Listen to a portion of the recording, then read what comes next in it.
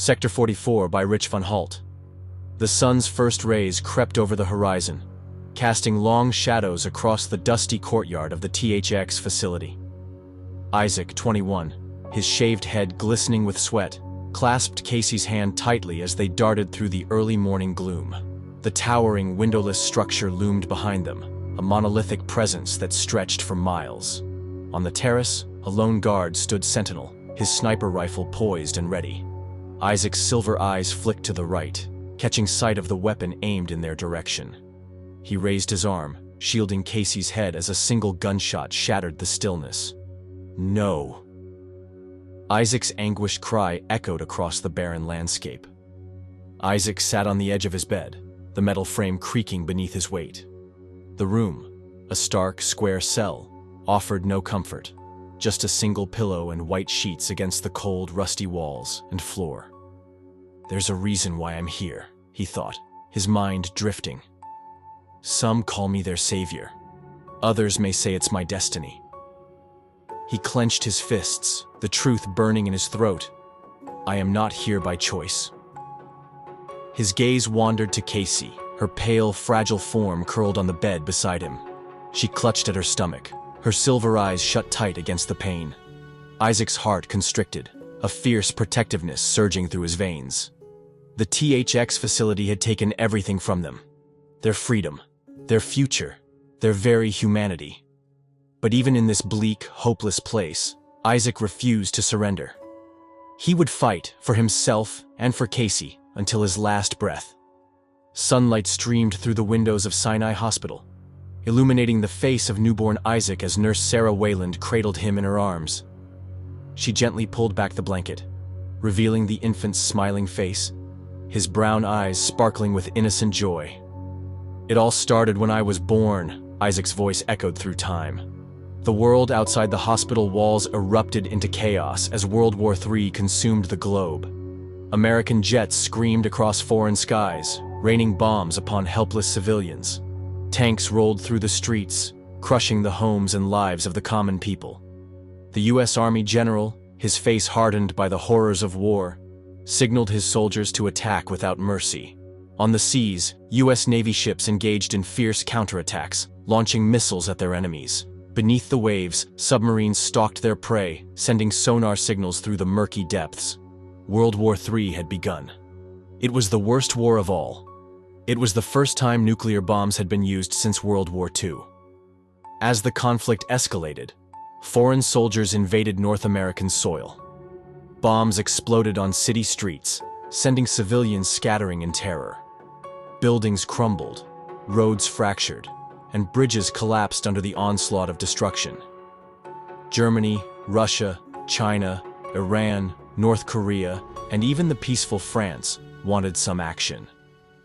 In Atlanta, panic gripped the city as people fled for their lives, desperate to escape the explosions that rocked the streets. 5 billion people were killed from the attacks. But this is how I survived.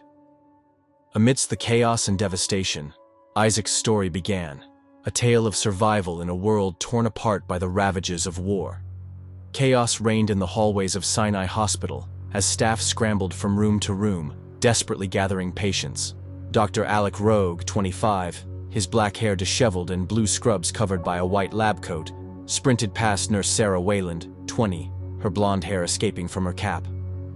"Nurse, round up the other nurses. Go to the NICU. Meet me in the fallout shelter," Rogue yelled, his high-arched eyebrows furrowed with urgency. Sarah stood frozen against the wall, paralyzed by fear. Rogue dashed over to her, grasping her shoulders firmly. "Nurse, you have to keep it together," he said sternly, his voice cutting through her panic. "I don't want to die," Sarah cried, crumpling to the floor and hugging her knees. Rogue crouched beside her, his presence a momentary calm amidst the storm. "We're not going to die, but we must get to safety before it's too late." He tilted Sarah's chin up, forcing her to meet his gaze. "The infants might be all we have left. Now be my leader." Sarah nodded, wiping away her tears with a trembling hand. A deafening explosion rocked the hospital, shaking the very foundations. Lights flickered ominously as Rogue surveyed the chaos. "Go! Go! Go!" he shouted, propelling Sarah into action. Sarah raced towards the NICU, her heart pounding in her chest. She burst through the doors and lunged for the intercom. "Attention all nurses. Please report to the nursery. Please, I need your help. Please," she pleaded, her voice cracking with desperation. Seconds ticked by like hours as Sarah scanned the room, praying for a miracle. Relief washed over her as a group of nurses rounded the corner and entered the NICU. "Okay, everyone, we gotta move these babies to the fallout shelter," Sarah instructed, her voice steadying with newfound purpose. The nurses sprang into action, gathering the tiny bundles and rushing them to safety. Sarah scooped up newborn Isaac and newborn Casey, cradling them close to her heart as she followed her team towards an uncertain future. Rogue sprinted down the hallway, a group of doctors hot on his heels. From the opposite direction, Sarah and the nurses raced towards them, their faces etched with determination and fear. "Is this everyone?" Rogue demanded, his voice cutting through the chaos. Sarah nodded, her arms tightening around the precious bundles she carried. "Good. Doctors, help the nurses and follow me," Rogue commanded, reaching out to take newborn Isaac from Sarah's trembling grasp. "Let me help you," he said, his voice softening for a moment as he met her gaze. The group navigated the twisting corridors, their footsteps echoing off the walls as they made their way to the fallout shelter. Rogue wrenched open the heavy door, ushering everyone inside with a sense of urgency. "Hurry!" he shouted, grabbing Sarah's arm and pulling her towards safety. Just as they crossed the threshold, another bomb exploded, this time perilously close to the hospital. The ground shook beneath their feet, and the air filled with the deafening roar of the blast. Metal shards whizzed past Rogue and Sarah, missing them by mere inches as flames licked at their heels. Rogue shoved Sarah forward, propelling her into the shelter. He spun around, his hand grasping the door handle as the inferno surged towards them. With a final burst of strength, he slammed the door shut, the metal groaning under the force of the impact. Inside the fallout shelter, the group huddled together, their chests heaving as they fought to catch their breath. The babies, startled by the sudden commotion, began to wail, their cries piercing the stillness of the room. Sarah sank to the floor, cradling Casey close to her chest as she tried to soothe the infant's distress. Rogue leaned against the door, his eyes closed as he listened to the muffled sounds of destruction outside. They were safe, for now. But as Rogue surveyed the faces of the doctors and nurses around him, he knew that their fight for survival had only just begun. 3 months had passed since the world outside the fallout shelter had fallen silent. As dawn broke, the entrance doors creaked open, and the doctors ventured out into the desolate landscape. The nurses remained behind, their arms filled with the precious babies they had sworn to protect. Dr. Glisson surveyed the scene before him, his eyes widening in horror at the sight of the lifeless bodies strewn across the ground.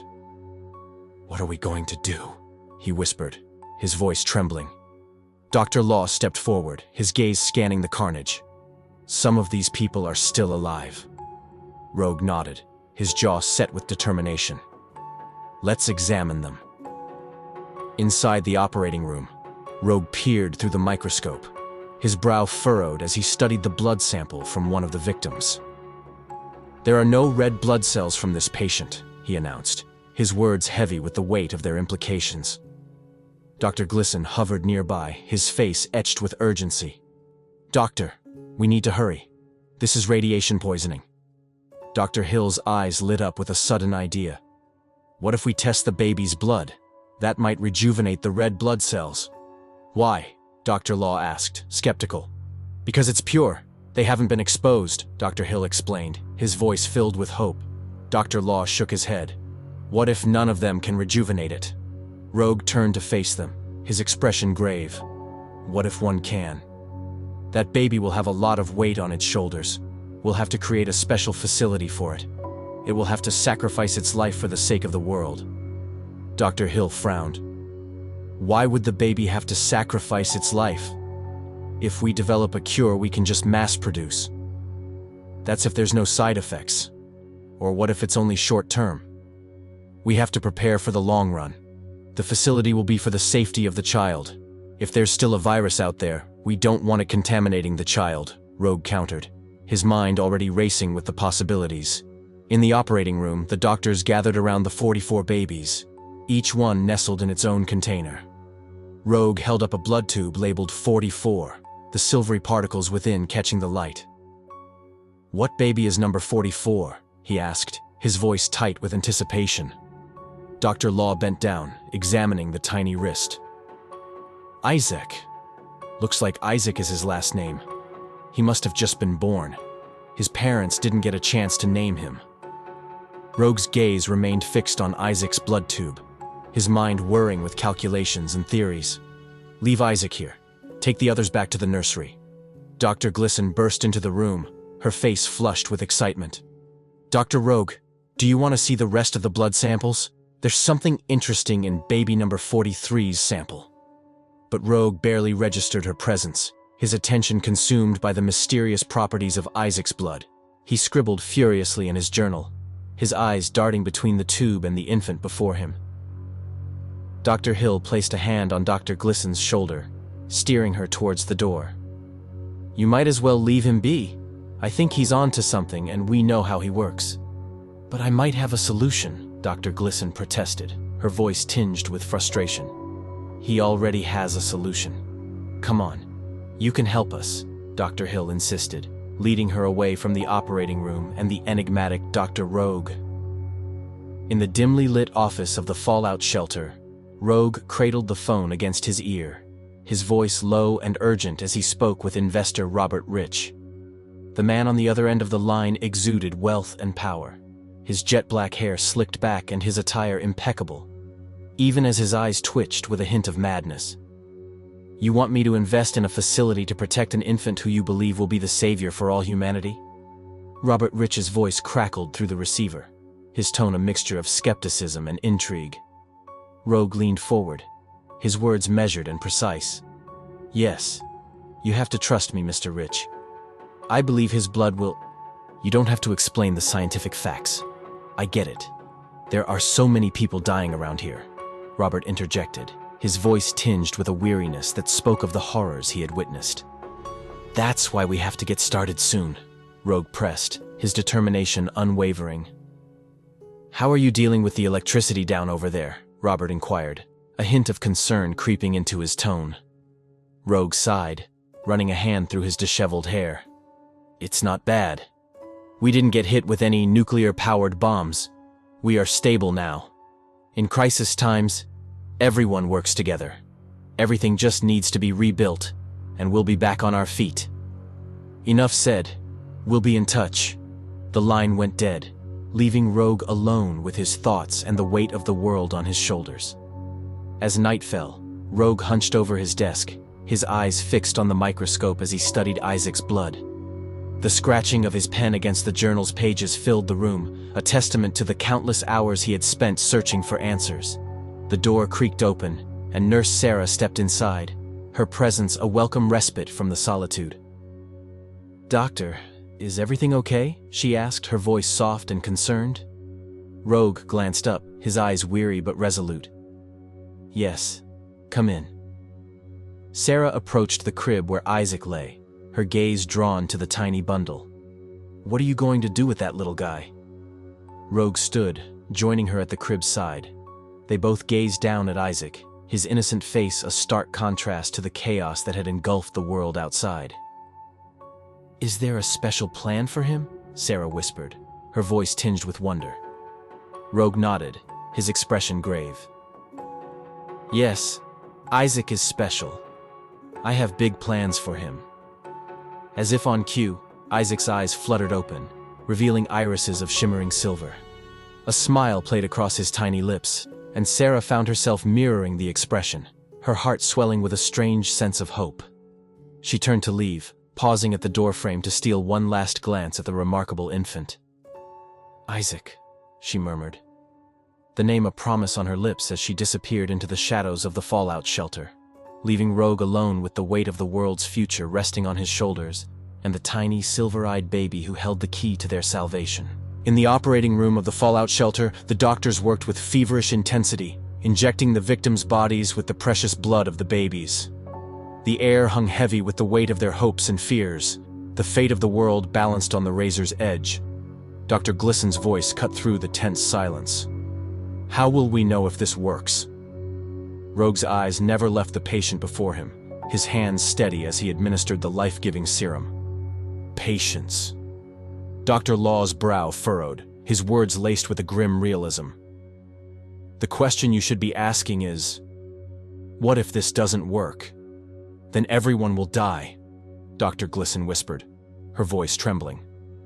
Rogue's jaw clenched, his resolve unwavering. That's not going to happen.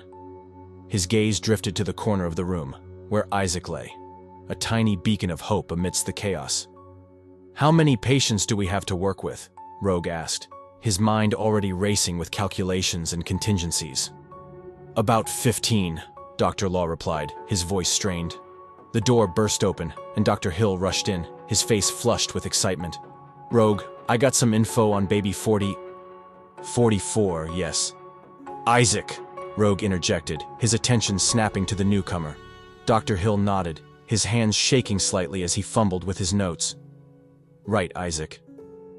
The doctors waited, their breaths held in anticipation as Dr. Hill scanned his scribbled findings. When we went into the shelter, the last bomb that went off, the shards of metal that exploded onto him. Remember? He was bleeding and cut up pretty bad, Dr. Hill began, his words tumbling out in a rush. Rogue nodded, his eyes narrowing. Yes. Go on. Dr. Hill swallowed hard, his voice barely above a whisper. Well, it caused, or either the metal had... Get to the point, Dr. Law snapped, his patience wearing thin. He has thorium in his blood, Dr. Hill blurted out, the words hanging in the air like a death sentence. The doctors exchanged glances, their faces etched with a mixture of horror and disbelief. What do we do now? Dr. Glissen asked, her voice small and uncertain. Rogue's eyes glinted with a fierce determination. We rebuild. 5 years later, in the pristine confines of the human existence facility, Nurse Sarah entered Isaac's room, her footsteps soft against the polished floor. The 5-year-old boy sat with his back to the door, his attention focused on the colors before him. Isaac. Oh, Isaac, what are you doing? Sarah asked, her voice gentle and warm. The boy remained silent, his tiny hands moving with a purposeful grace as he continued to color. Sarah settled beside him, her eyes flickering to the camera mounted in the corner of the room. The spherical device, sleek and black, watched over them with an unblinking red iris that moved up and down in an approving gesture. You like to color, don't you? Sarah murmured, her words a soothing balm in the sterile environment. But even as she spoke, her thoughts were haunted by the weight of the secrets that surrounded them, the mysteries that lay hidden within the walls of the facility, and the silver-eyed boy who held the key to the world's future. In the monitor room of the THX facility, Rogue stood before a wall of screens, his eyes fixed on the images of Isaac and Sarah. Beside him, an overweight guard slouched in his chair, his attention consumed by the magazine in his hands. The guard's dark gray button-down strained against his bulging frame, his black tie askew and his shiny shoes scuffed. Rogue, in contrast, cut a slender figure, his hair thinner but longer, parted with precision. A mustache and goatee framed his angular face, a testament to the passing years. He glanced at the guard, whose eyes had drifted shut, his constant blinking replaced by the stillness of sleep. Disgust curled in Rogue's gut as he reached for the control panel, his fingers deftly manipulating the switches and loads until the transfusion room flickered to life on the monitors. In the sterile confines of the transfusion room, Isaac perched on the edge of the bed, his small body dwarfed by the heart rate monitor that loomed beside him. Sarah busied herself with the blood bags, her movements practiced and efficient. Okay, Isaac, let's lay down. I'm going to strap your arm down over here, she said, her voice gentle but firm. Isaac's face crumpled, tears spilling down his cheeks as he began to cry. Sarah knelt before him, her eyes searching his face. Isaac, you know I'm not going to hurt you. But the boy's sobs only intensified, his tiny fists rubbing at his eyes in a futile attempt to stem the flow of tears. Sarah's gaze darted to the camera mounted on the wall, its red iris swiveling from left to right in silent disapproval. She shook her head, her own frustration mounting. You don't have to cry. Remember what I told you. The camera's voice echoed through the room, its tone a mixture of comfort and admonishment. Isaac's tear-streaked face turned towards the camera, his head nodding in recognition. "Everyone's counting on you to help them. Do you know why that is?" The camera pressed, its voice insistent. "Because my blood is a cure," Isaac whispered, his words barely audible above his sniffles. "Not a cure, the cure," the camera corrected, its emphasis unmistakable. "Without you, everyone would die. Do you want that, Isaac?" The boy shook his head, his small hand wiping at his runny nose. "No," he mumbled, his voice thick with emotion. "Now do as Nurse Sarah asks and lie down. After we'll have some ice cream, okay?" The camera cajoled, its tone softening. Rogue watched the exchange through the monitors, his eyes never leaving the screen. Sarah nodded and smiled at the camera, her relief palpable. But Isaac's tears continued to flow, his small body shaking with the force of his sobs. "But I want to go outside," he cried, his voice rising in a plaintive wail. Sarah crouched before him, her hands resting on his shoulders. "Isaac, you can't go outside." "Why?" he demanded, his eyes wide and pleading. "Because Dr. Rogue said," Sarah replied, her words heavy with finality. But Isaac's tears only intensified, his cries echoing through the room. Sarah gathered him into her arms, her embrace tight and comforting. "Isaac, listen to me. Right now is not a good time to go outside. There are still germs and you can get sick. Now, how will you be our little savior?" "But nothing will happen," Isaac protested, his words muffled against her shoulder. Sarah held him close, her own eyes stinging with unshed tears. "I know, baby. I know. For now, you have to stay indoors." And as Rogue watched from the monitor room, his heart heavy with the weight of the secrets that bound them all, he knew that the boy's fate was sealed, his destiny inextricably tied to the survival of the world beyond the facility's walls. In the transfusion room of the THX facility, Isaac lay on the bed, his feathered hair falling across his forehead, and his clean-shaven face a mask of determination. The plain white t-shirt and slacks he wore seemed to blend into the sterile surroundings, a stark contrast to the vibrant life that coursed through his veins. "Ready?" Isaac asked, his gaze fixed on the camera above. In the monitor room, Rogue watched the screen, his eyes narrowing behind the thick lenses of his glasses. The years had not been kind to him, his once slender frame now heavy with the weight of responsibility and the passage of time. Gray streaks peppered his longer hair, a testament to the burdens he carried. "Are you sure you're ready?" The camera's voice crackled through the speakers, a hint of concern in its mechanical tone. Isaac's nod was resolute, his voice ringing out with a fierce determination. "Yes!" Rogue's fingers danced across the control panel, his movements precise and practiced as he operated the mechanical robot inside the transfusion room.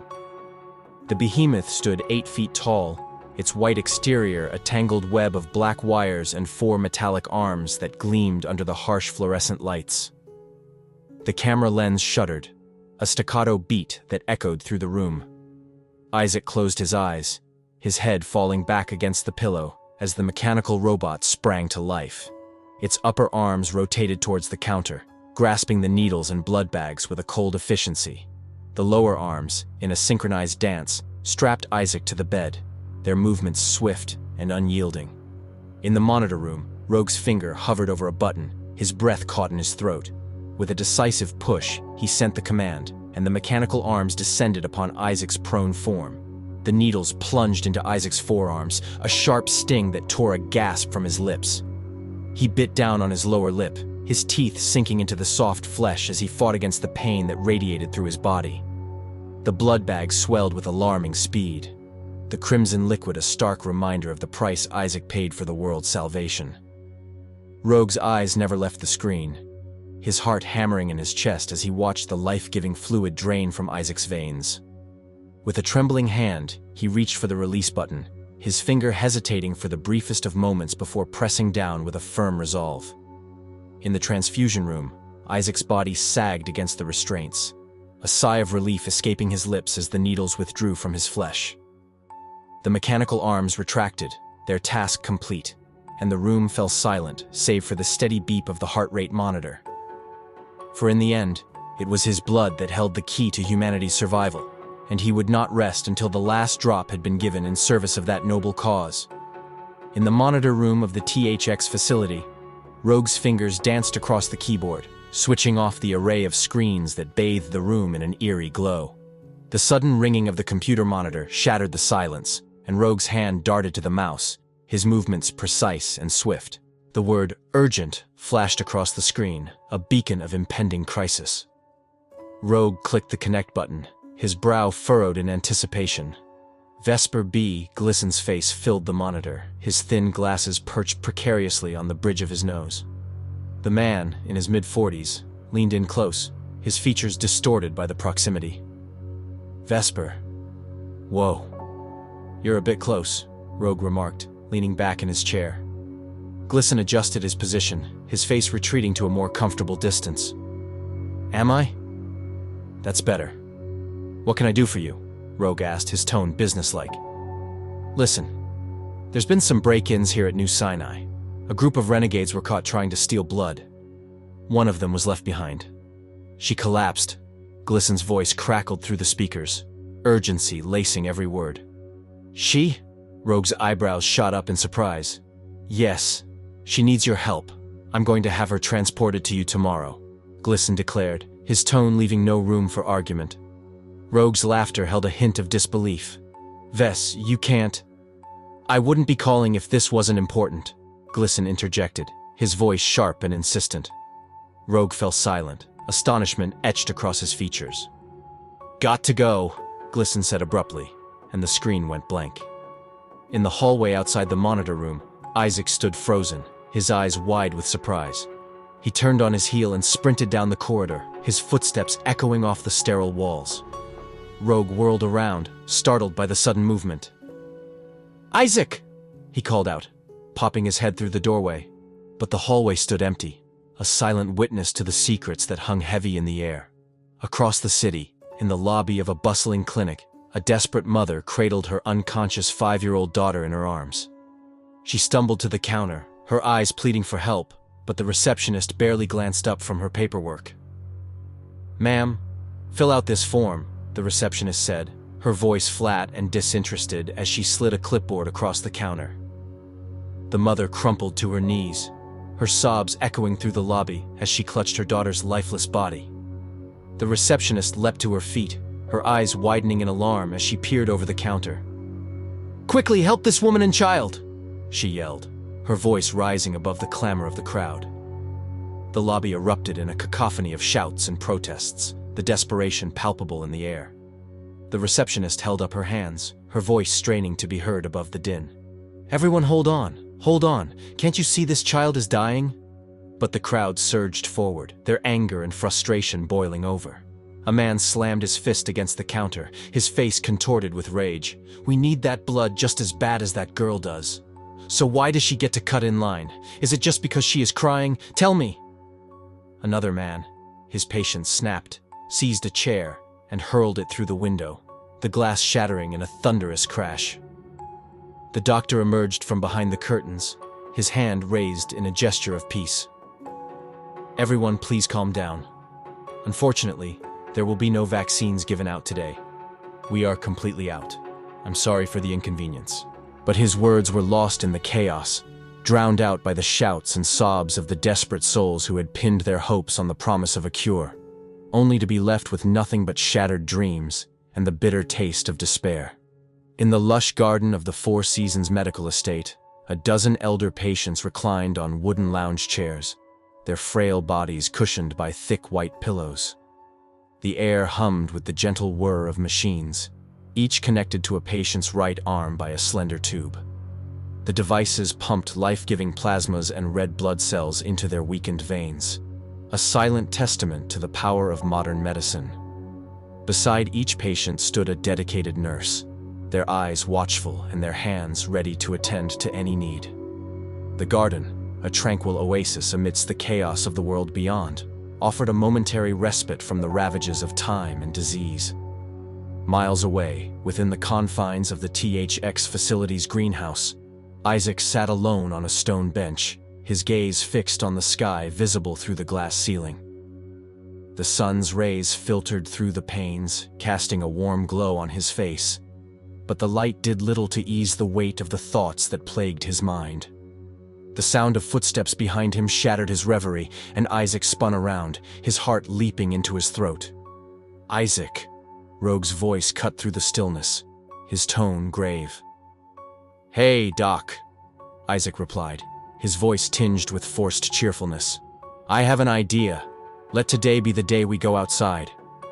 Rogue's expression hardened, his eyes narrowing behind his glasses. "Enough, Isaac." But Isaac pressed on, undeterred by the doctor's stern demeanor.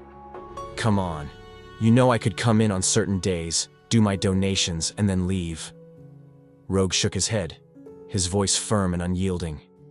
"Isaac, we talked about this many times. You're a high risk for everyone's sake." Isaac's shoulders sagged, the weight of responsibility settling heavily upon them. "You know how much I care about everyone. I wouldn't do anything to hurt anyone." "It's not what you do, it's what they do," Rogue countered, his words hanging in the air between them. A silence stretched out, the only sound the rustling of leaves in the gentle breeze that swept through the greenhouse. Rogue cleared his throat, his expression growing even more somber. "We have a situation. There have been some breakouts." Isaac's brow furrowed in confusion. "What do you mean?"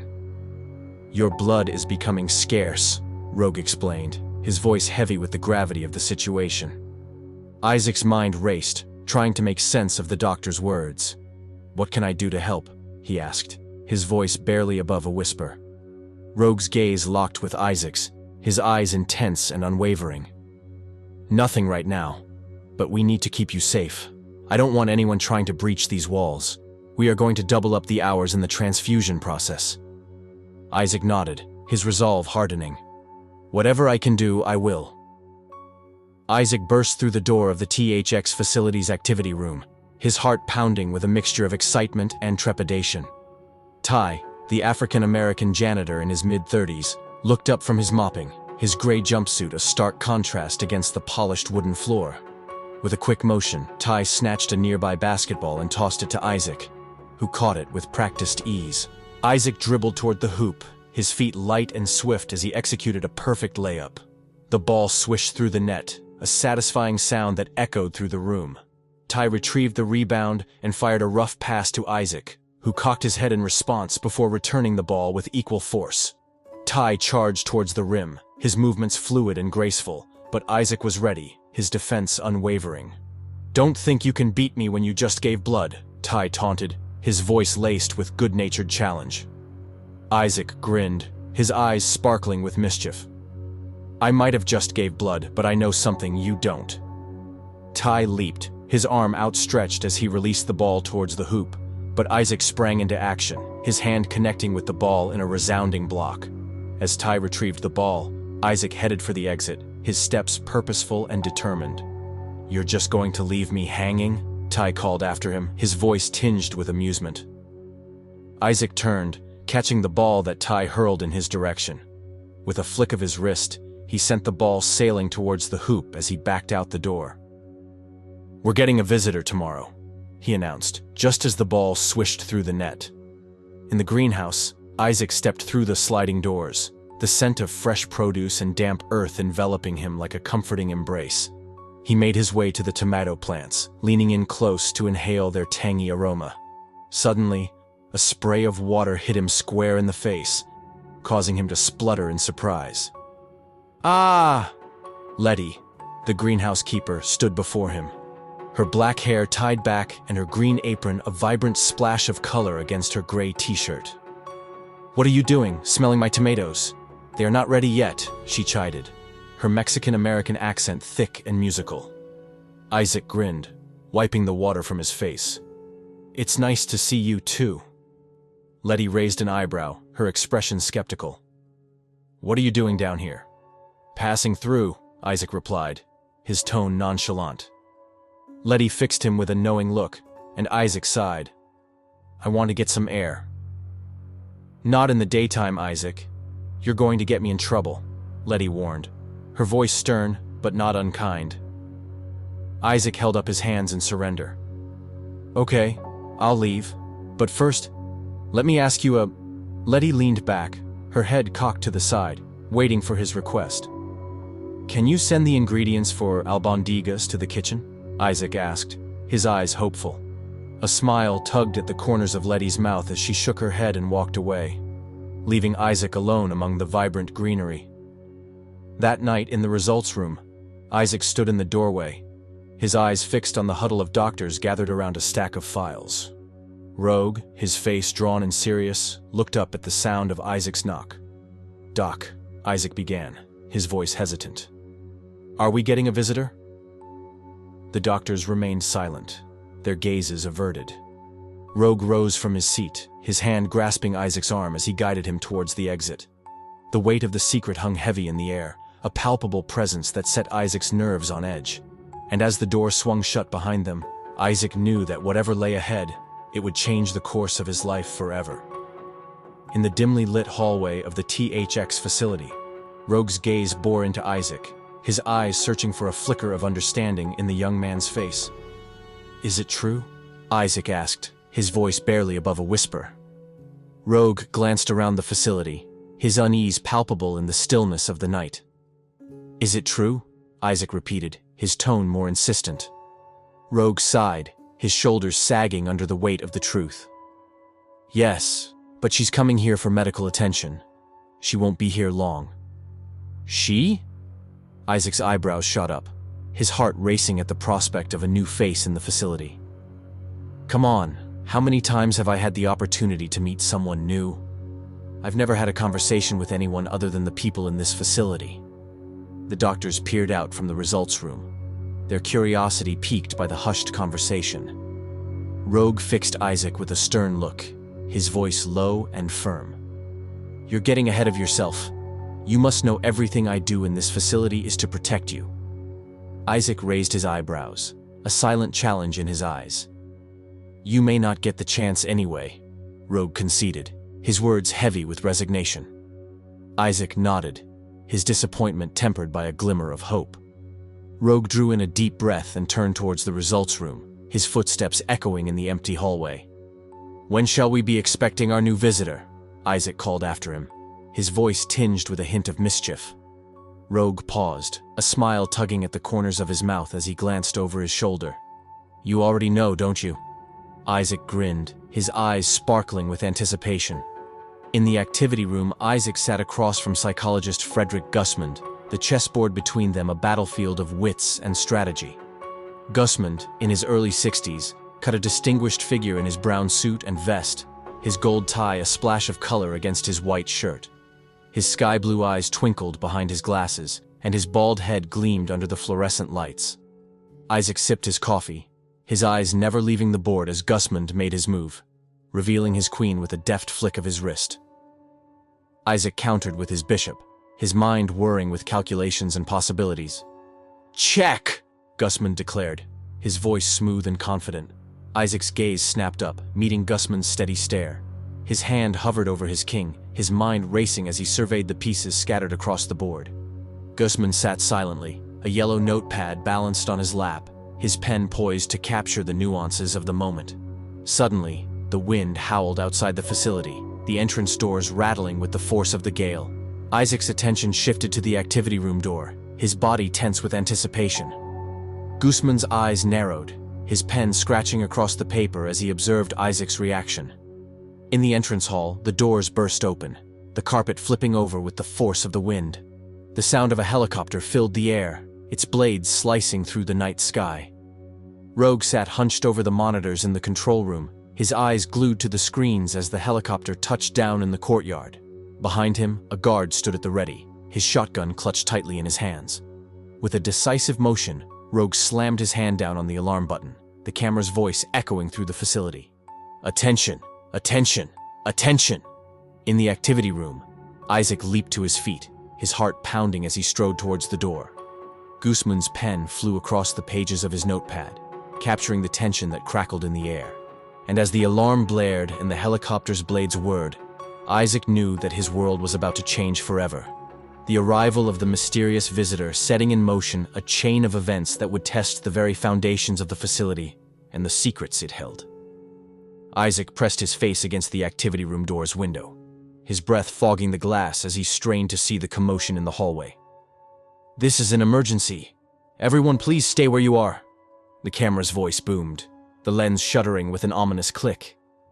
Ignoring the warning, Isaac cracked open the door, his head poking out into the deserted corridor. From the far end of the hallway, Rogue emerged, flanked by a group of guards, their faces obscured by disinfectant masks. Isaac's heart raced as he hurried towards them, his footsteps echoing in the stillness of the night. "Isaac, don't you hear the alarm?" Rogue's voice cut through the air, his tone sharp with disapproval. "Yes, what could I help with?" Isaac asked, his eagerness palpable. Rogue's eyes narrowed behind his mask. "Nothing. Get back inside." But Isaac was undeterred, falling into step beside Rogue and the guards, his questions tumbling out in a rush. "What's going on? Is she here? I'm coming outside with you. Can I get a mask?" Rogue halted abruptly, the group stuttering to a stop behind him. With a curt gesture, he motioned for the others to continue, his attention fixed solely on Isaac. "There are things in this world that you cannot be exposed to," Rogue said, his voice low and intense. Isaac's shoulders slumped, his frustration evident. "So, I'll just stay in the activity room?" "You can't, you know that," Rogue replied, his tone brooking no argument. Isaac's jaw clenched, a flicker of defiance in his eyes. "I just want you to know, one way or another, I am going to meet her." With that, he turned on his heel and stalked back towards the activity room, leaving Rogue to continue on his mission alone. In the courtyard, the helicopter's blades sliced through the night air, the wind whipping at Rogue's coat as he approached Dr. Glisson. "She's in real bad condition," Glisson began, his voice strained with worry. "I'll do my best," Rogue interjected, his words a solemn vow. Glisson's gaze drifted to the prone form of Casey, her body strapped securely to a gurney behind them. "It looks like she's ready to go. I'll call you in the morning," Glisson said, his hand resting briefly on Rogue's shoulder. As the orderlies and nurses wheeled Casey into the facility, Glisson's voice dropped to a whisper. "Oh, and Doc, don't let me down." Their eyes locked, a silent understanding passing between them before Rogue turned and followed the gurney inside. Isaac, hidden behind the activity room door, watched as the guards rushed past. Casey's covered form, a mystery that set his heart racing. As Rogue secured the entrance, Isaac stepped out into the hallway, his voice barely above a whisper. "Doc." But Rogue walked past him, his gaze fixed straight ahead, his mind focused solely on the task at hand. Isaac stood frozen for a moment, the weight of the secrets that surrounded him pressing down on his chest. With a final glance at the closed doors, he turned and fled into the activity room, his mind whirling with the possibilities of what lay ahead, and the burning desire to unravel the mysteries that had haunted him for so long. Isaac sprinted past Gusmund, his footsteps pounding against the stairs that morphed into a walkway overpass. The psychologist glanced up, his pen hovering over the notepad as he watched Isaac's retreating form. "We'll have to continue our game another time," Isaac called over his shoulder, his voice echoing in the cavernous space. Gusmund's gaze lingered for a moment before he returned to his writing, the scratching of his pen the only sound in the now empty activity room. On the walkway, Isaac's pace slowed, his steps measured and cautious as he approached the railing that overlooked the operating room. He crouched low, his eyes peering over the edge, his heart hammering in his chest as he took in the scene below. In the operating room, the robotic arms of a machine whirred to life, their movements precise and methodical as they prepared the EKG on Casey's prone form. Another set of arms arranged the surgical tools with a cold efficiency, the metal gleaming under the harsh fluorescent lights.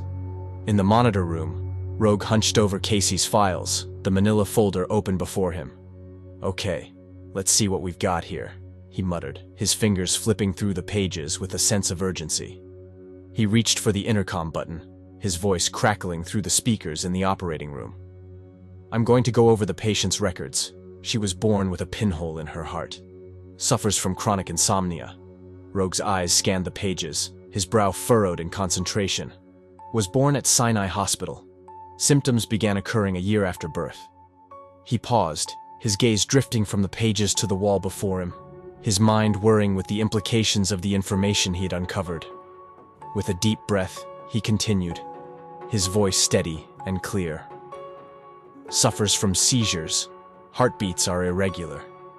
Isaac's eyebrows crinkled, his mind racing as he processed the details of Casey's condition. It says here, she recently became very weak within the past couple of weeks, Rogue added, his tone grave. In the operating room, the robotic arms moved with a gentle precision, peeling back the sheets that obscured Casey's face. Isaac's breath caught in his throat as he took in her features.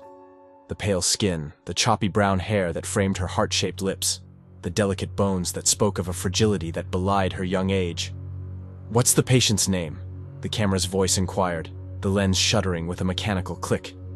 "Casey Noden," Rogue replied, his finger tracing the name on the page before him. He switched off the intercom, his voice barely above a whisper. "That sounds familiar." With a flick of his wrist, he turned the intercom back on, his attention drawn to the camera's next question. "She looks young. How old is she?" Rogue's finger skimmed down the page, his eyes scanning the information with a practiced ease. "Let me see. 21. On the walkway, Isaac's mouth fell open, his eyes wide with shock as the camera's voice echoed through the space. "The same age as Isaac." The lens shuddered once more, the sound reverberating in the stillness of the facility. Isaac's gaze remained fixed on Casey, his mind reeling with the realization that the mysterious visitor was not just a stranger, but a peer, a kindred spirit whose fate had somehow become intertwined with his own. And as he stood there, his heart pounding and his mind racing, Isaac knew that whatever lay ahead, his life would never be the same. For in the operating room below, a young woman fought for her life, her very existence a reminder of the fragility of the human condition and the power of the secrets that bound them all together. In the sterile hallway of the THX facility, Casey sat motionless in her wheelchair, her eyes fixed on a distant point as Ty guided her through the maze of corridors. From the opposite end of the hall, Isaac watched, his jaw working methodically as he chewed on a piece of granola, his gaze never leaving the mysterious newcomer. Ty's voice echoed off the walls as he led Casey into the activity room, his tone bright and cheerful despite the somber circumstances that had brought her to the facility. "This room here is the activity room. You could do whatever you want in here, play basketball." He glanced down at Casey, his eyes searching her face for a flicker of interest. "Or listen to music. Do you like music?" But Casey remained silent, her expression inscrutable as Ty maneuvered her wheelchair into the far corner of the room, where Gusman sat, his pen poised over his ever-present notepad. "I'm going to set you here next to Dr. Gusman," Ty said, his voice softening as he locked the brakes on the chair and stepped back, leaving Casey to stare at the enigmatic psychologist. In the hallway, Isaac paced, his heart pounding with a mixture of anticipation and trepidation. He approached the activity room door, his hand trembling slightly as he grasped the knob and turned it, the metal cool against his palm. Through the window, he caught a glimpse of Casey and Gusmund, their heads bowed in conversation. Isaac hesitated, his breath catching in his throat as he steeled himself for the encounter that lay ahead. With a deep breath, he pushed open the door, his voice cutting through the hushed whispers of the room. "I see you two have met." Gusman's head snapped up, his eyes narrowing in disapproval as he fixed Isaac with a penetrating stare. Isaac faltered, his confidence wavering under the weight of the psychologist's gaze. "Listen, I think you're going to love it here. I love it here. I practically have been here my whole life," Isaac continued, his words tumbling out in a rush as he took a seat beside Casey, his body thrumming with nervous energy. "Well, that's not true. I have been here my whole life," he amended, his voice trailing off as Casey turned away, her body language a clear indication of her discomfort. Isaac's eyes darted to Gusmund, his confusion and desperation plain on his face, but the psychologist merely scribbled in his notepad, his pen scratching against the paper in a maddening rhythm. "Well, Maybe we can chat another time, Isaac mumbled, his cheeks burning with embarrassment as he rose from his chair and stumbled towards the exit, Guzman's glare boring into his back. In the hallway, Isaac shuffled past Ty, his head bowed and his shoulders slumped in defeat. "Hey, what's the matter?" Ty asked, his brow furrowed with concern. "Nothing." "Good. Everything's good," Isaac mumbled, his words ringing hollow even to his own ears. Ty shook his head, his voice firm but kind. "I didn't say how are you. I asked what's the matter." Isaac stopped, his shoulders sagging as he turned to face his friend. "What happened? Did you strike out with that girl?" Ty pressed, his eyes twinkling with amusement. "I think so. I sat next to her, and she scooted away. I don't get it. And Gus is no help," Isaac admitted, his frustration palpable. Ty threw back his head and laughed, the sound echoing through the hallway. "That guy help, please. Listen, Isaac, you might have been trying too hard, but you have to remember why she's here. Take it slow. There's no rush." Isaac nodded, Ty's words sinking in as he met his friend's gaze, a flicker of hope rekindling in his chest. Ty grasped Isaac's shoulders, his grip firm and reassuring. "Now get back in there, and try again," he said, his voice brooking no argument as he propelled Isaac back towards the activity room, the door swinging shut behind him with a resounding thud.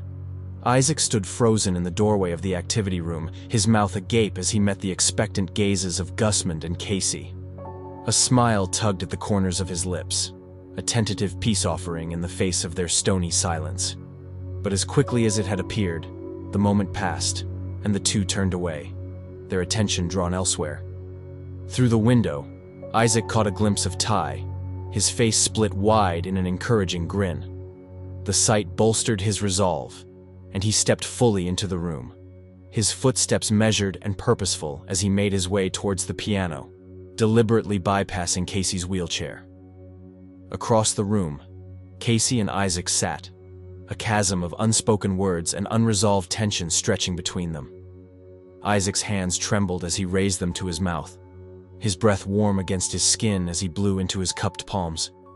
He rubbed them together, a futile attempt to calm his frayed nerves before placing them on the piano keys, his fingers poised and ready. From the corner of his eye, he saw Casey turn her head, her ear angled towards him in a silent invitation. Isaac drew in a deep breath, his eyes fluttering closed as he surrendered to the music that flowed from his fingertips. The haunting strains of Frédéric Chopin's Prelude in E minor filled the room, the notes dancing and swirling in the air like leaves caught in an autumn breeze. Isaac's body swayed with the melody, his soul laid bare in the plaintive chords and soaring arpeggios. As the final notes faded away, Isaac lifted his hands from the keys, his chest heaving with the intensity of the moment. He watched as Casey turned back to Guzman, a smile playing at the corners of her mouth, a secret shared between them. Isaac's gaze darted to the window, where Ty's face pressed against the glass, his thumb raised in a silent salute. Pride swelled in Isaac's chest, a warmth that suffused his entire being and made the world seem a little less lonely, a little less cold. "Isaac, can you come to the monitor room immediately?" The camera's voice cut through the silence, the lens shuddering with an ominous click. Isaac rose from the piano bench, his steps heavy with reluctance as he made his way towards the exit. But as he reached the door, his eyes locked with Casey's, and for a moment, the world fell away. A smile passed between them, a fleeting connection that hinted at the possibility of something more. Guzman watched the exchange, his pen scratching furiously against the pages of his notepad, his eyes narrowed in calculation. In the hallway, Isaac strode past Ty, their hands meeting in a triumphant high five, a celebration of the small victory he had won. But even as the warmth of Ty's palm lingered on his skin, Isaac knew that the real battle lay ahead, a war fought not with weapons or words, but with the secrets and lies that threatened to tear them all apart. In the monitor room of the THX facility, Rogue sat hunched over a computer, his eyes fixed on the files scattered before him. The doorframe creaked, announcing Isaac's presence, but Rogue remained motionless, his attention unwavering. "You wanted to see me?" Isaac's voice cut through the stillness, a hint of trepidation in his tone. Rogue's gaze remained glued to the paperwork, his pen scratching against the surface in a maddening rhythm. "Sit down." Isaac hesitated, his brow furrowed with concern. Is something wrong? Silence hung heavy in the air, broken only by the hum of the computer monitors. Isaac settled into the chair beside Rogue, his body tense with anticipation. "I thought she was arriving tomorrow," Isaac ventured, his words measured and careful. "Well, plans changed," Rogue replied, his voice flat and emotionless. Their eyes met, a fleeting moment of understanding passing between them before Rogue spoke again, his words heavy with warning. "Listen, for whatever reason she's here, I want you not to interfere." "But Doc," Isaac began, his protest cut short by Rogue's sharp interjection. "But nothing. There's an even bigger reason to why she's here." Isaac fell silent, his heart pounding in his chest as he waited for Rogue to continue. "It's mainly because of you," Rogue said, his words like a punch to the gut. "Me? What do you mean? I didn't even talk to her yet," Isaac stammered, confusion etched across his features. "It's your blood," Rogue explained, his voice devoid of emotion. "My blood?" Isaac echoed, his mind reeling. "She's not getting better. Her body is rejecting treatment.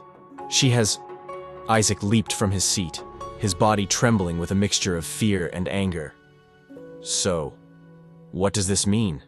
She will die anyway?" Rogue's eyes narrowed, his voice cold and clinical.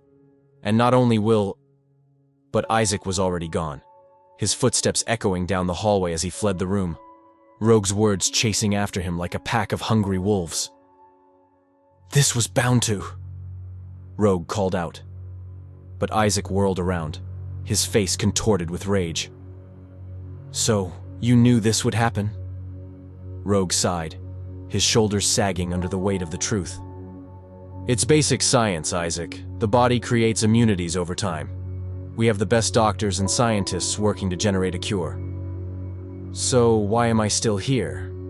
What about me?" Isaac demanded, his voice raw with emotion.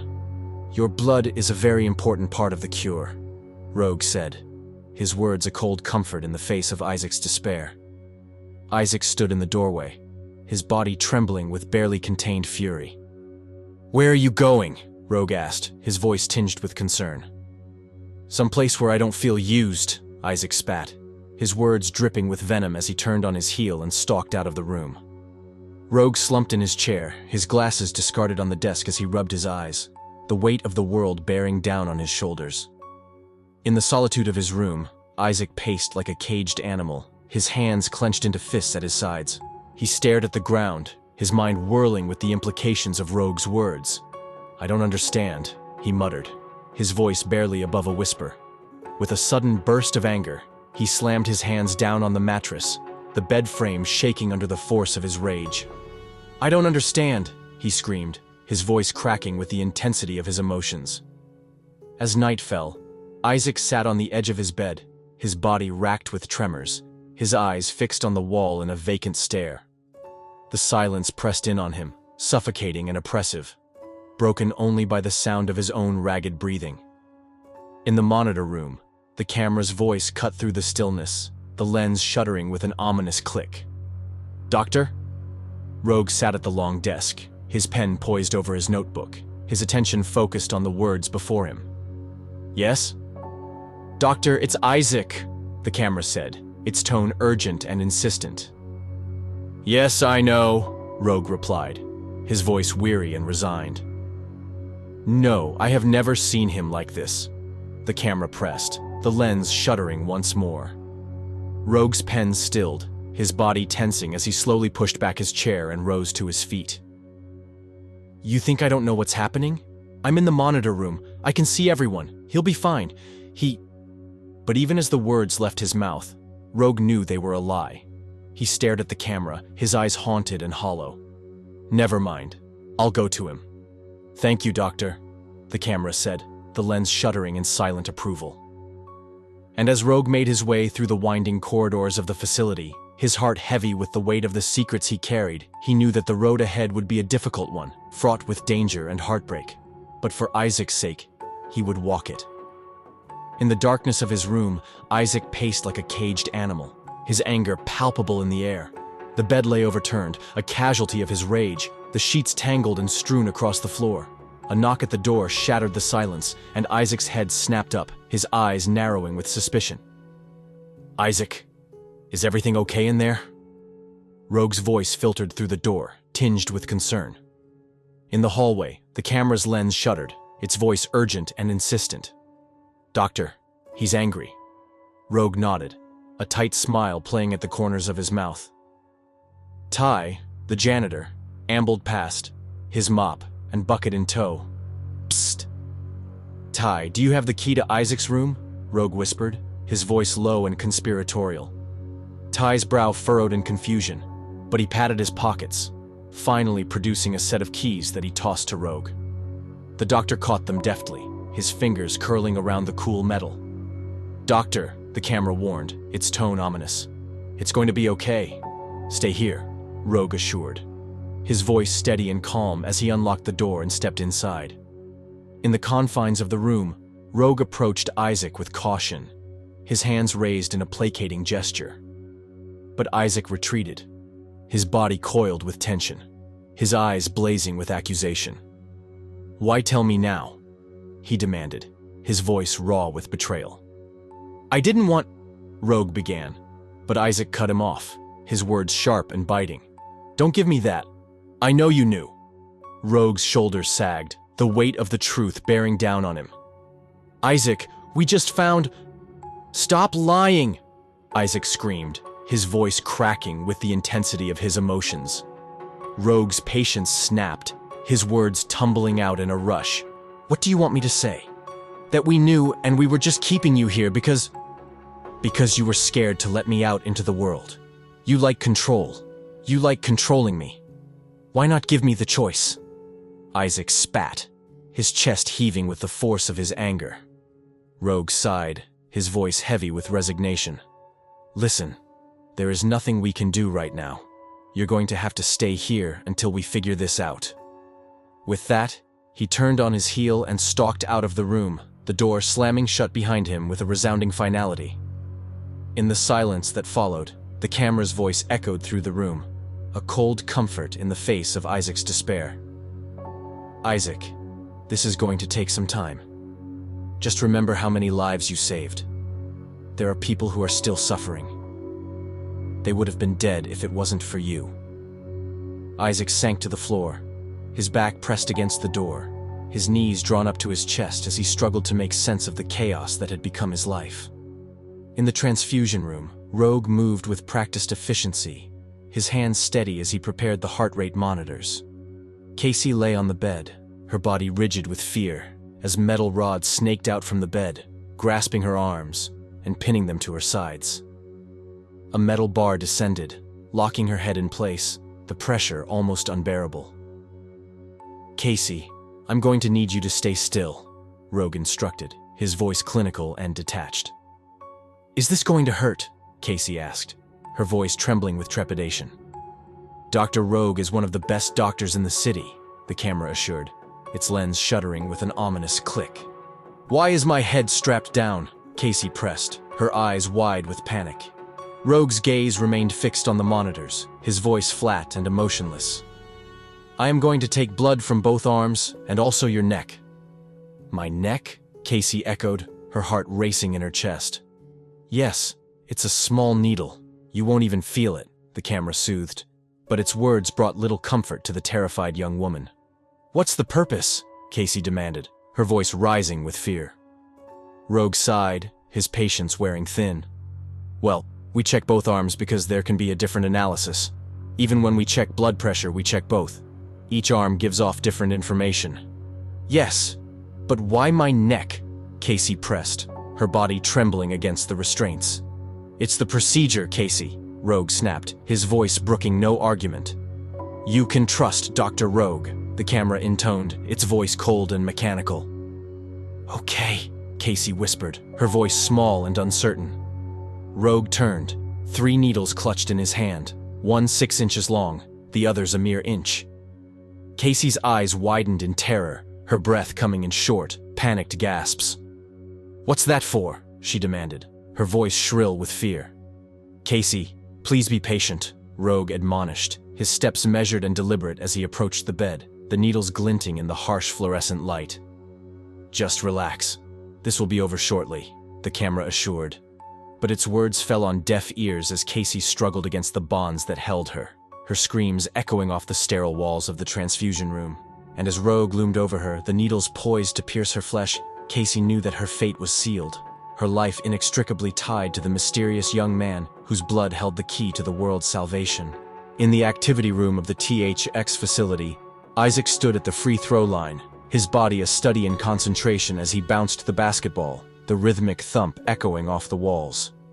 With a flick of his wrist, he sent the ball soaring towards the rim, the sound of rubber against metal ringing out in the stillness. The door creaked open, and Isaac's head snapped up, his gaze drawn to the figures entering the room. Ty, the janitor, moved with deliberate slowness, his hands guiding Casey's wheelchair as he maneuvered her towards a table by the window. Isaac's eyes followed their progress, his heart pounding in his chest as he watched Casey settle into her seat, her gaze fixed on the world beyond the glass. With a deep breath, he set the basketball aside and made his way to the drink station, his hands steady as he filled 2 plastic cups with water.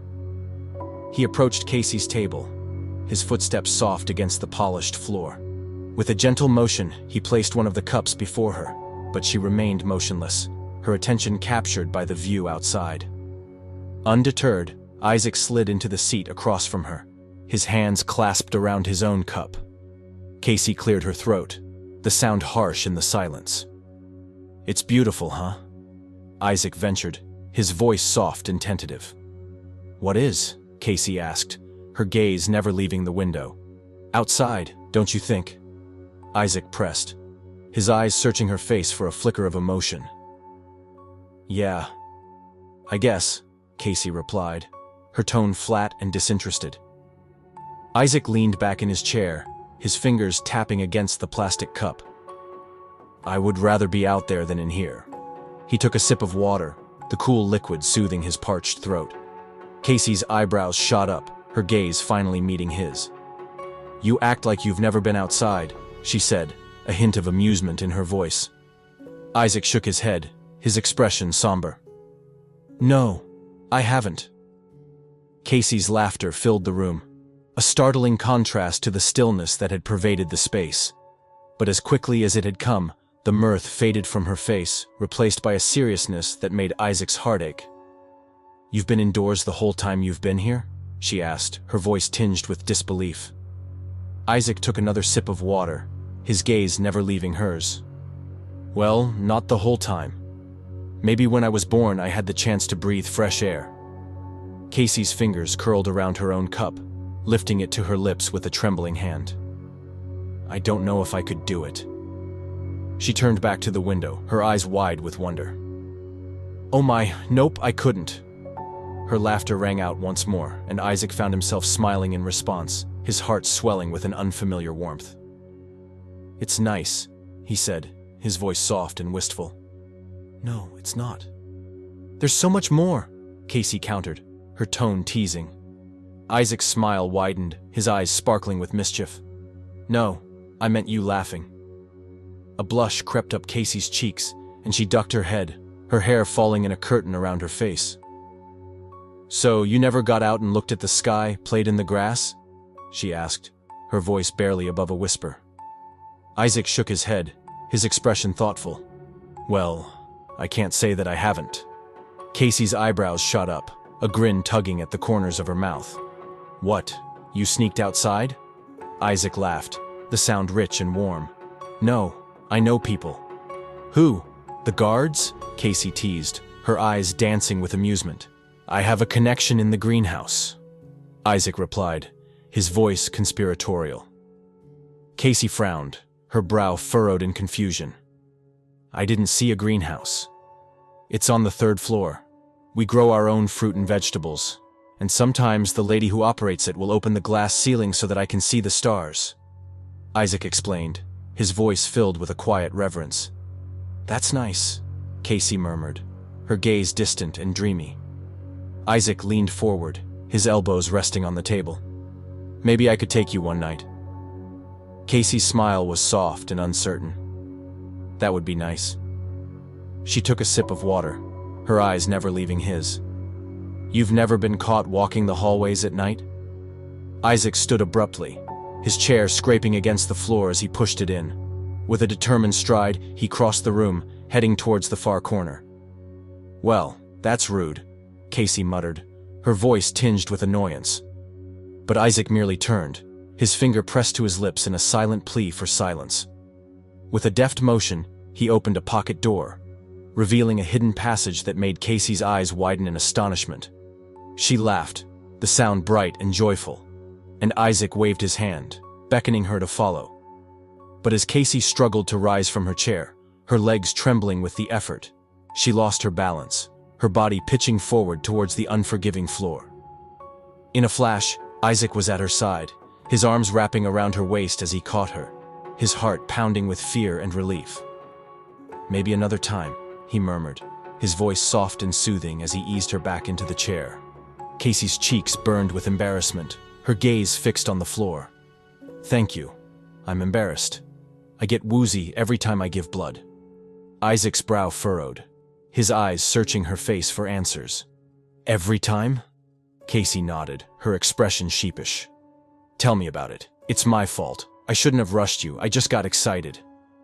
Isaac turned, his footsteps heavy as he made his way towards the door, his mind whirling with the implications of Casey's words. Wait! Casey called out, her voice tinged with desperation. Isaac paused, his hand on the doorknob, his heart in his throat. I'm hungry, Casey said, her voice small and uncertain. And as Isaac turned to face her, his smile wide and genuine, he knew that whatever lay ahead, he would face it with Casey by his side.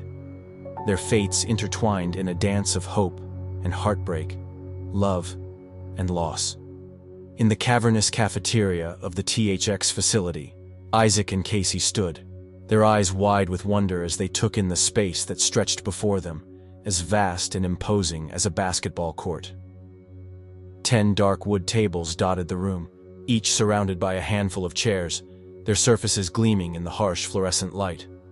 At the entrance, a long metal counter sat, its surface lined with empty trays that gleamed like mirrors. Along the glass, 10 steamers simmered, their contents a mystery that made Casey's brow furrow with confusion. I was hungry. It seems to be no food here, she said, her voice tinged with disappointment. Isaac's eyes darted around the room, his mind whirring with possibilities. Where could they be? They? Casey echoed, her gaze questioning. Just wait, Isaac assured her, his voice filled with a quiet confidence. Casey opened her mouth to protest, but the words died on her lips as 3 servers emerged from a sliding door, their arms laden with heavy pans that made her eyes light up with surprise. See, I told you, Isaac said, a grin spreading across his face. Casey shook her head, her voice filled with wonder. Wow, I can't remember the last time I ate like this. Isaac nodded, his steps purposeful as he made his way towards the counter. I'll grab you a tray. Why don't you take a look and see what you would like? Casey gripped the rail tightly, her knuckles white with the effort as she made her way along the counter, her eyes drinking in the array of dishes that lay before her. The servers, 3 older women who prepared the food every day, watched her progress with keen eyes. Betty Jean, a jolly woman in her 50s with a generous frame, smiled widely as she caught sight of Isaac. Look who's here, she exclaimed, her voice ringing out in the stillness of the cafeteria. Esther, a gray-haired woman in her 60s, squinted through her bifocal glasses, her brow furrowed in confusion. Who? I don't have my glasses on. Lorraine, the youngest of the 3 at a mere 40 years old, rolled her eyes, her girlish features still evident despite the passage of time. Yes, you do. I still can't see. Well, who is here? Esther demanded, her voice tinged with impatience. Isaac stepped forward, his smile wide and genuine. It's me, Esther. Betty Jean's eyebrows shot up, her gaze darting between Isaac and Casey. And he brought a girl with him. Casey ducked her head, a blush creeping up her cheeks as she stood silently beside Isaac.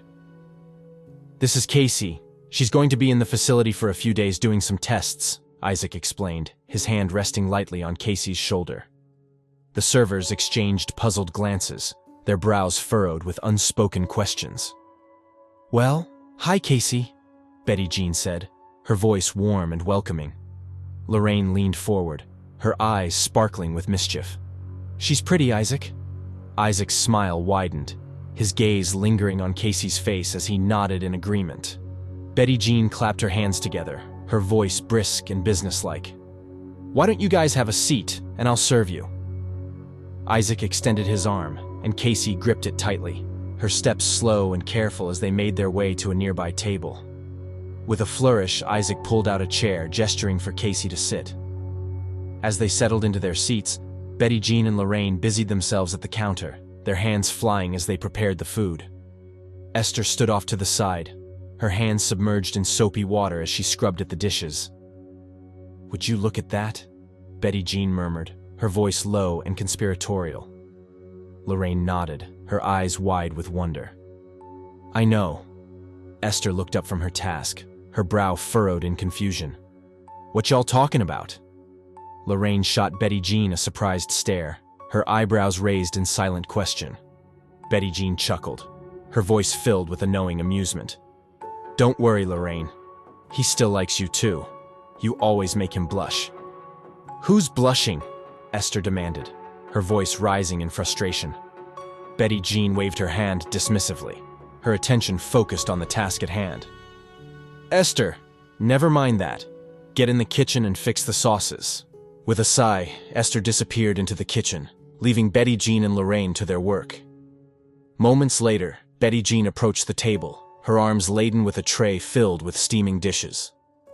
With a practiced motion, she set 2 empty plates before Isaac and Casey, followed by a small pan of sweet potato casserole, black-eyed peas, collard greens, pulled pork smothered in barbecue sauce, and buttermilk cornbread. "Here you go, guys. Don't be afraid," she said, her voice filled with a motherly warmth. Isaac turned to Casey, his eyes searching her face. "Are you still hungry?"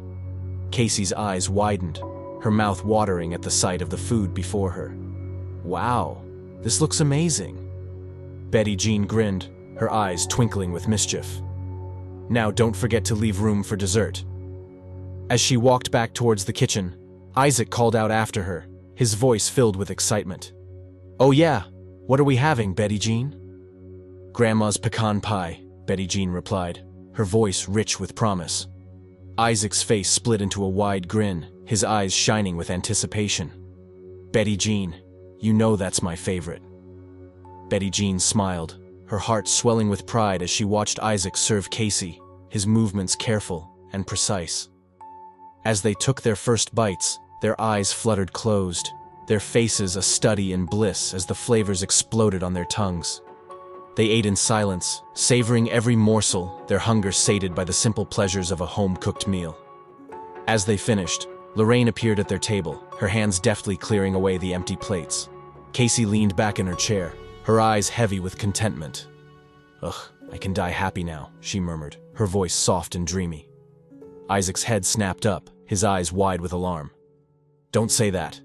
Casey smiled, her hand reaching out to rest on his arm. "No, I truly can. Thank you, Isaac." "You're very welcome," Isaac replied, his voice filled with a quiet sincerity. But as he studied her face, his expression grew more serious, his brow furrowed with a sudden realization. "Casey, I can't help but notice your eye color. It's very similar to mine, in a way." Casey stiffened, her body tensing as she pulled away from his touch. "Listen, I don't want this to get complicated." "What do you mean, this?" Isaac asked, his voice tinged with confusion. "Nothing," Casey murmured, her gaze darting away as she pushed back her chair, her movements sudden and jerky. "Wait," Isaac said, his hand darting out to grasp her arm, his touch gentle but insistent. "Are you like me?" he asked, his voice low and urgent. Casey's eyes glazed over, her gaze distant and unfocused as they stared at each other, the silence stretching out between them like an endless chasm. "You are, aren't you?" "But they said you were dying because of my blood," Isaac said, his voice filled with a quiet desperation. Casey sighed, her shoulders sagging under the weight of the truth. I do have thorium in my blood, which is why I am still alive. I can't afford your blood that contains 10 times the amount of nutrients that mine has. This is why I have these sickly-like symptoms. The amount in my blood just can barely keep me alive. Afford? Isaac echoed, his brow furrowed in confusion as he stared at her, his mind reeling with the implications of her words. And as they sat there, the world around them fading away until there was nothing but the two of them, bound together by a secret that threatened to tear them apart. In the sterile hallway of the THX facility, Isaac paused, his footsteps faltering as he neared the results room. The murmur of voices drifted through the open doorway, and he pressed his back against the wall, his ears straining to catch the conversation between Rogue and Rich, now in his early 60s. It's hard to tell. Rogue's voice was low and thoughtful, his words measured and careful. She suffers from the lack thereof. She's weak and a bit slow. It's hard to tell if she contains thorium in her blood by herself. On the split screen, Robert Rich's face loomed large, his eyes narrowed with impatience. What are you saying? Rogue sighed, his fingers drumming against the table. I'm saying is that she could be just pumped full of Isaac's blood. What are you saying? Rich repeated, his voice rising with frustration. All I'm saying is that she could be full of his blood, with no thorium plasmas of her own, Rogue explained, his tone even and measured. Rich's face hardened, his jaw clenching with determination. Well, fix her soon. I'm looking to double my profit within the next week. That's... Rogue began, but Rich cut him off, his voice sharp and dismissive. Ciao. The screen went blank, and Rogue slumped forward, his head resting on the table before the virtual monitor. But before he could catch his breath, the screen flickered to life once more, a new call emitting from the speakers. Dr. Vesper B. Glissen's face appeared, his features drawn and haggard. Rogue groaned, his eyes closing briefly before he hit the answer button. Vesper, he said, his voice weary and resigned. I don't have much time, Glissen said, his words tumbling out in a rush. What is it? Rogue asked, his brow furrowed with concern. I just wanted to be certain that we keep Casey clear of Isaac. I don't want her mentioning anything about the investors. It might stir Isaac up, Glissen explained, his voice low and urgent. Rogue frowned, his mind whirring with the implications of Glissen's words. Why would she say anything? She knows, Glissen said simply, his gaze unblinking. Rogue fell silent, his heart pounding in his chest as he waited for Glissen to continue. She was stealing blood, Alec. She may be involved in more than we know. She's like Isaac, Glissen said, his voice tinged with a quiet desperation. Rogue's eyes narrowed, his tone growing sharp with suspicion. Really? Because I'm still going over the results. Is there something you're not telling me? Just make sure she's safe, Glissen said, his voice brooking no argument as he signed off, leaving Rogue alone with his thoughts. Ves, Rogue called out. But the screen remained blank, a silent witness to the secrets that hung heavy in the air. In the results room, Rogue sat across from Casey, his eyes fixed on the papers scattered before him. Casey shifted in her seat, her gaze darting around the room, her body tense with anticipation. Casey, as you may know, you were brought here because this is the only facility where you will be safe, Rogue began, his voice low and even. Okay, Casey said, her tone wary. Why is this place so special? Rogue leaned back in his chair, his fingers steepled before him. You were born here. This wasn't a facility at the time. It was a hospital. He paused, his gaze searching her face for a reaction. When we found out about Isaac, we sent the other 43 babies to another existing hospital here in Atlanta. 43? Casey's eyes widened, her voice rising with disbelief. Why are you telling me this? You were one of those babies, Rogue said, his words hanging heavy in the air between them. Casey fell silent, her mind reeling with the implications of his words. You see, you too have thorium in your blood, but just enough to keep you alive. You are also slowly dying. Rogue continued, his voice tinged with a quiet sympathy. Casey's jaw clenched, her eyes flashing with anger. "So, if there isn't anything you can do for me, why am I here? This is the only place where you can be helped," Rogue said, his voice firm and unyielding. Casey's gaze dropped to the floor, her shoulders sagging under the weight of the truth. With a sudden movement, she pushed back her chair and stood, her body trembling with barely contained fury. "And if you are the only person who can help me, how come I am still weak? For the past couple of days, I have just been doing tests. For all I know is that you could be selling my blood too," she spat, her words dripping with venom as she turned on her heel and stalked out of the room, leaving Rogue alone with the secrets that threatened to tear them all apart. And as Isaac stood in the hallway, his heart pounding with the weight of the truths he had overheard, he knew that the time for secrets was over. The fate of the world hung in the balance. In the shadowy hallway of the THX facility, Casey crept forward, her footsteps muffled against the polished floor as she made her way towards Isaac's room. The silence pressed in on her, broken only by the soft whisper of her breath and the pounding of her heart. In the monitor room, Rogue sat hunched over the screens, his eyes glued to the images that flickered before him. Suddenly, he stiffened, his breath catching in his throat as he watched Casey's figure move through the darkened corridors. Shock and disbelief warred on his face, his mind reeling with the implications of her unexpected appearance. Casey slipped into Isaac's room, the door closing behind her with a soft click. Inside, Isaac lay facing the wall, his body still and unmoving in the dim light. But at the sound of her footsteps, sticky against the floor, he jolted awake, rolling over to face her with a startled expression. "Casey," he breathed, his voice rough with sleep. Casey smiled, her body frozen in place, her eyes wide and unblinking. "What are you doing here?" Isaac asked, his brow furrowed in confusion. "I came to rescue you," Casey said, her voice barely above a whisper. Isaac sat up, a wry smile tugging at the corners of his mouth. "Rescue me? I see you got your energy back. It must have been all that good food." Casey's smile widened, a mischievous glint in her eye. "How about that date?" "Date? What are you talking about?" Isaac asked, his voice tinged with disbelief. "To the greenhouse," Casey said, her tone teasing and playful. Isaac glanced at the clock on the nightstand, the glowing numbers reading 12:30 a.m. He rubbed his eyes, his mind still foggy with sleep. "I don't know. What time is it?"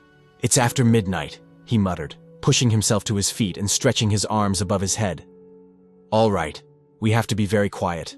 Everyone is pretty much asleep," he said, his voice low and conspiratorial. Together they crept through the hallway, their footsteps echoing softly in the stillness of the night. In the monitor room, Rogue watched their progress, his heart pounding as they passed by his door. He ducked down, his breath held tight in his chest, praying that they wouldn't notice him. Isaac turned to Casey, his finger pressed to his lips in a silent warning.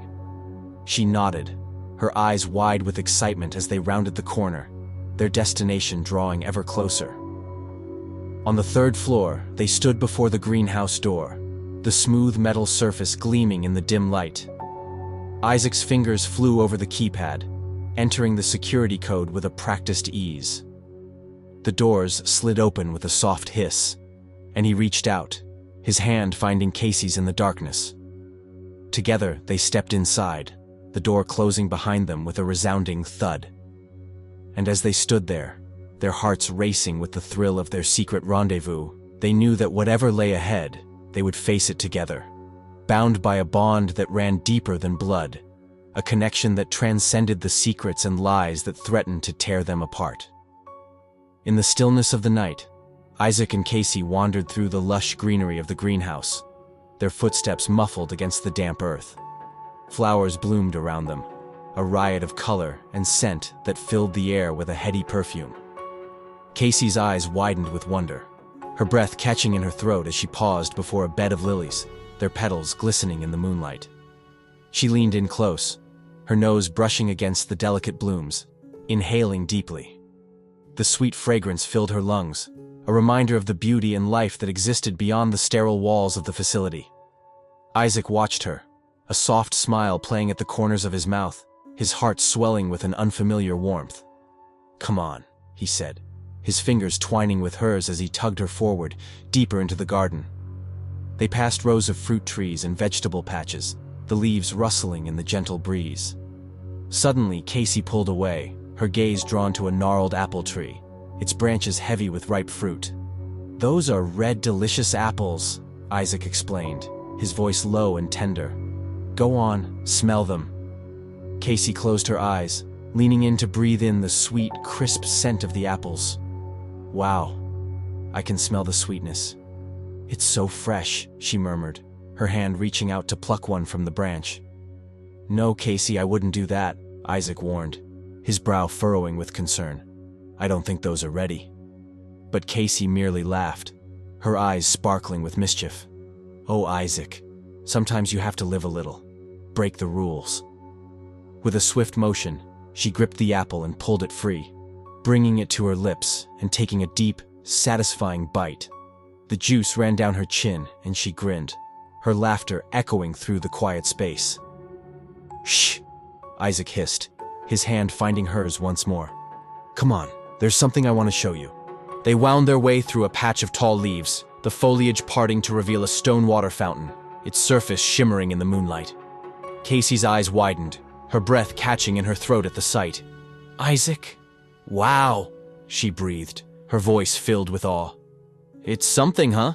Isaac said, his own voice tinged with pride.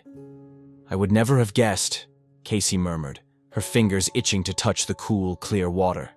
"Wait right here," Isaac said suddenly, pulling away and disappearing into the shadows.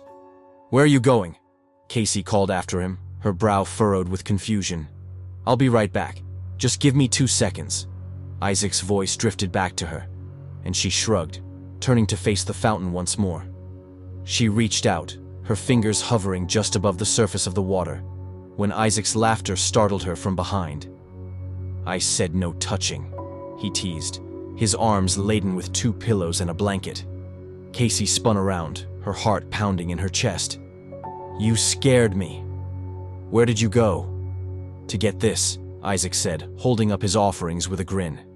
Casey frowned, her eyes darting from the pillows to Isaac's face, confusion etched across her features. "Look up," Isaac said softly, and Casey obeyed, her gaze drawn to the glass ceiling above them. As she watched, the panels slid open, revealing the vast expanse of the night sky, the stars twinkling like diamonds against the inky blackness. "That's what this is for," Isaac explained, settling the pillows on the edge of the fountain and draping the blanket at his feet. "It can get cold sometimes. I hope you don't mind." Casey shook her head, her eyes never leaving the stars above.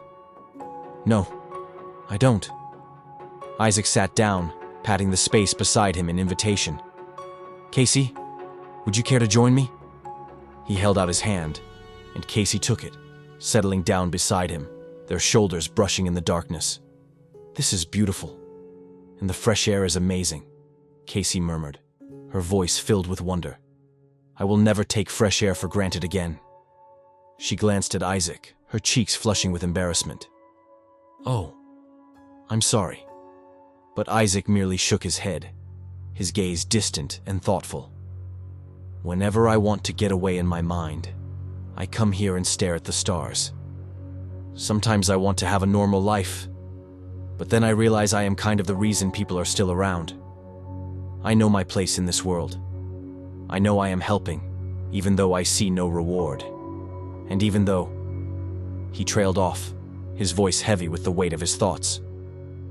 Casey studied him, her eyes searching his face for answers. "Isaac, what do you think I am doing here?" she asked, her voice barely above a whisper. They sat in silence for a moment, the weight of the question hanging heavy in the air between them. "They are trying to harvest my blood and sell it like they are doing yours," Casey said finally, her words cutting through the stillness like a knife. Isaac shook his head, his expression pained. "That's very hard for me to believe." Casey sighed, her shoulders sagging with the weight of the truth. "There are millions of people out there who cannot afford your blood. Everyone is required to get the minimum dosage. They still have to go to the doctor. They still wake up with anxiety. The only people who are 100% better are the wealthy." Isaac's eyes widened, his mind reeling with the implications of her words. "I overheard a conversation earlier today. I would like to help." Casey nodded, her gaze fierce and determined. "You should. I wish you can see what I saw." And as they sat there, the stars wheeling overhead and the weight of the world pressing down on their shoulders, Isaac knew that his life would never be the same. For in Casey's eyes, he saw a reflection of his own pain, a shared destiny that bound them together in a fight for the truth. On the main street of Atlanta, chaos reigned supreme as desperate crowds surged through the city, their cries of anguish and desperation rising above the din of shattering glass and splintering wood. They swarmed from hospital to hospital, their hands clawing at the doors and windows, their eyes wild with a hunger that could not be sated. "It's bad out there, Isaac," Casey's voice echoed in his mind, a haunting reminder of the world beyond the walls of the facility. "Just before I came here, there were riots in the streets. Everyone was looking for an alternative, but your blood is the only cure." Outside a hospital lab, a homeless woman clutched her son's hand, her face gaunt and haunted by the weight of her burden. Little Leo, just 4 years old, clung to her side, his clothes caked with dirt and grime, his eyes wide with fear and confusion. "Leo, I need you to stay here and keep a lookout for Mommy," the woman said, her voice trembling with a desperate resolve. The boy nodded, his small face solemn and trusting. "Okay, everything is going to be fine," his mother assured him, her words ringing hollow even to her own ears. "I just need to go inside and get some medicine for you. Then I'll be better," Leo said, his voice small and hopeful.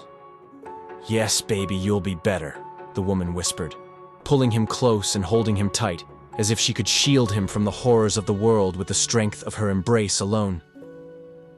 With a final, fierce hug, she turned him around, her voice firm and unyielding. "Okay, now go stand over there." Inside the hospital lab, the woman moved with a desperate urgency, her footsteps echoing off the sterile walls as she searched for the medicine that could save her son's life. She ran through a maze of doors and corridors, her heart pounding in her chest, until she came to a locked door at the back of the lab. Without hesitation, she grabbed a fire extinguisher from the wall, her hands shaking as she hefted its weight. With a grunt of effort, she swung it hard, the glass of the window shattering under the force of the blow. She reached through the jagged opening, her fingers fumbling for the lock, her breath misting in the frigid air. And then she was inside, her hands trembling as she grabbed handfuls of bags filled with tubes of blood, the precious liquid that held the key to her son's survival.